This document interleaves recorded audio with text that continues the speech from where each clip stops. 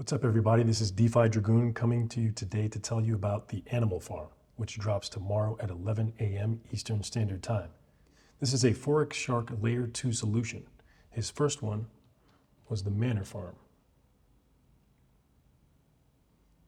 And you may have also seen his other project that I spoke about, DRIP. So each of these projects builds on top of the other. And the latest culmination is Animal Farm. So what is Animal Farm? Animal Farm is the first deflationary, fully decentralized ownership yield lending protocol where participants earn as an owner of the network. The super wealthy do not need to build and protect their wealth through selling their assets. They accumulating and then leveraging their assets while living off the dividends. The Animal Farm captures this financial power and puts it in the hands of the platform's participants. Pretty compelling opening statement. Let's see how they back that up. So they say you can accumulate your share of the network by farming pigs, which constitute governance tokens, while leveraging your collateralized assets through our substrata lending protocol to collect a high yield BUSD dividend without ever selling your underlying assets. You can deposit fees and taxes which go to pig stakers, and you get rewarded in BUSD. All taxes associated with core tokens go towards rewarding platform participants and generating BUSD rewards for stakers. There's dynamic emission rates based on current demand, allowing for price appreciation of dogs and pigs in all market conditions. So just a quick note about this section right here. The Animal Farm actually uses what's called a DDSCA algorithm, which stands for Decentralized Dynamic Supply Control Algorithm. And essentially the way that that works is, as dogs are the central dynamic token, when the price of the dogs raises to a certain ceiling, the emissions raise along with that. So in other words, when you are trading the dogs, you're purchasing the dogs, you are staking the dogs, the fees for doing that raises in conjunction with the price raising as well. Also conversely, when the price is low, the emission rates are low. So what this does is, based on this DDSCA algorithm, a price floor is maintained.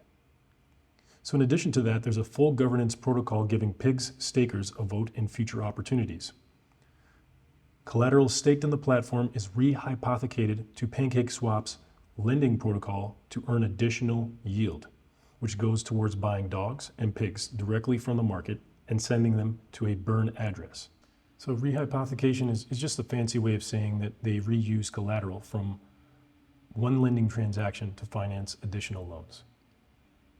So, all right, so that's enough of that. Let's take a look at what we've got here. So tomorrow, once this goes live, you'll have the ability to stake in the dogs BUSD liquidity protocol. And what you would do is you would go to PancakeSwap, and then you would go ahead and, let's go ahead and do that actually. And we would have BNB, and then we would exchange that for the contract address that we would paste here, which would then populate down here and say dogs. And then we would swap for dogs, or we could swap for pigs, and then come back over here to the Animal Farm and provide liquidity, right, for both dogs and BUSD. And we would provide that liquidity by going to trade and liquidity, and then adding liquidity and creating a liquidity pool. The other option too is there are pools.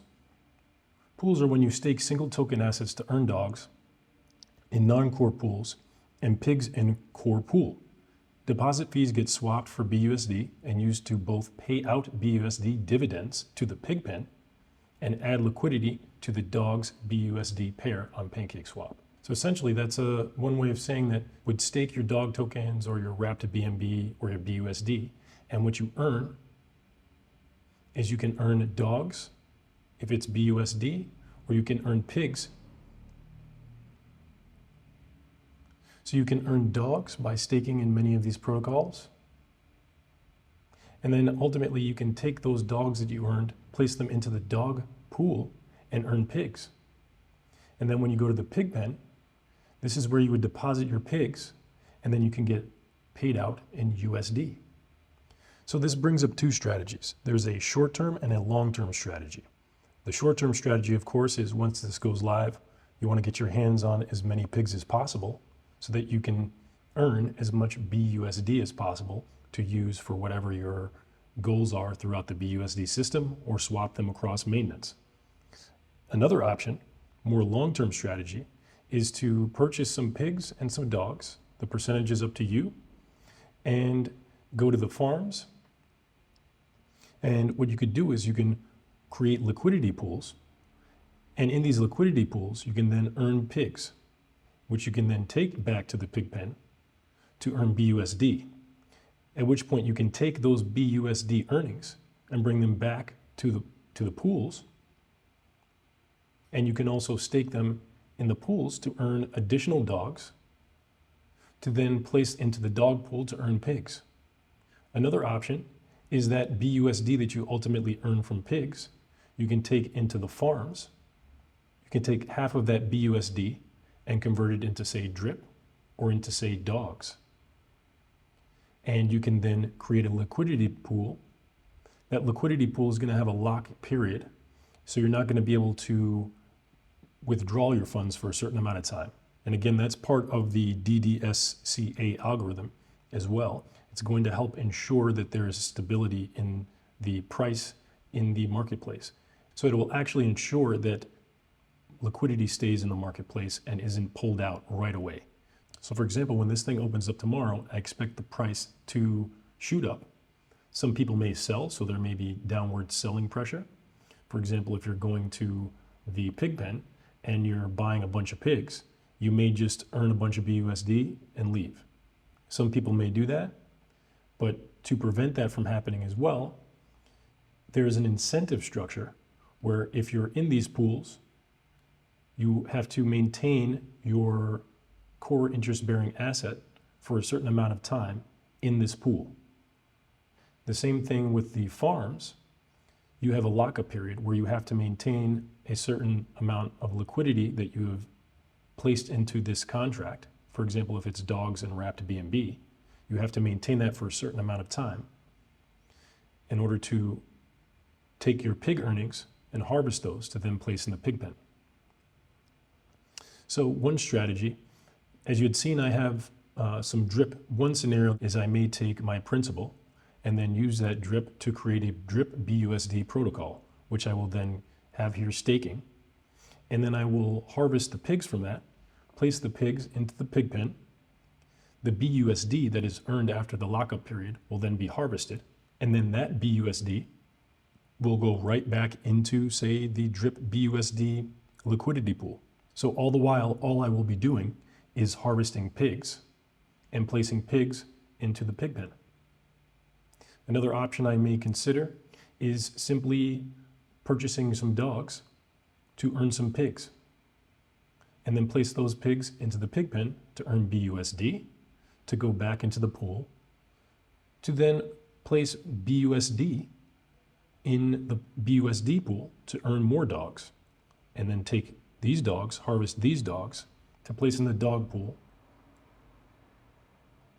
to then earn pigs to place in the pig pen to earn BUSD, to then take that BUSD and then go back into the BUSD pool. Are you seeing a pattern here? It's essentially what programmers call a recursive loop. And that's also the draw of yield farming, because essentially it's a recursive algorithm. And for those of you who have some exposure to programming, a recursive algorithm ends up having an exponential feature to it. And in this case, this is an exponential feature which yields additional rewards. If you have any questions, feel free to leave a comment in the comment box below. Feel free to subscribe, feel free to like this video, feel free to dislike this video, but please also consider sharing it with your friends and colleagues. This is DeFi Dragoon, and I will see you in the next video.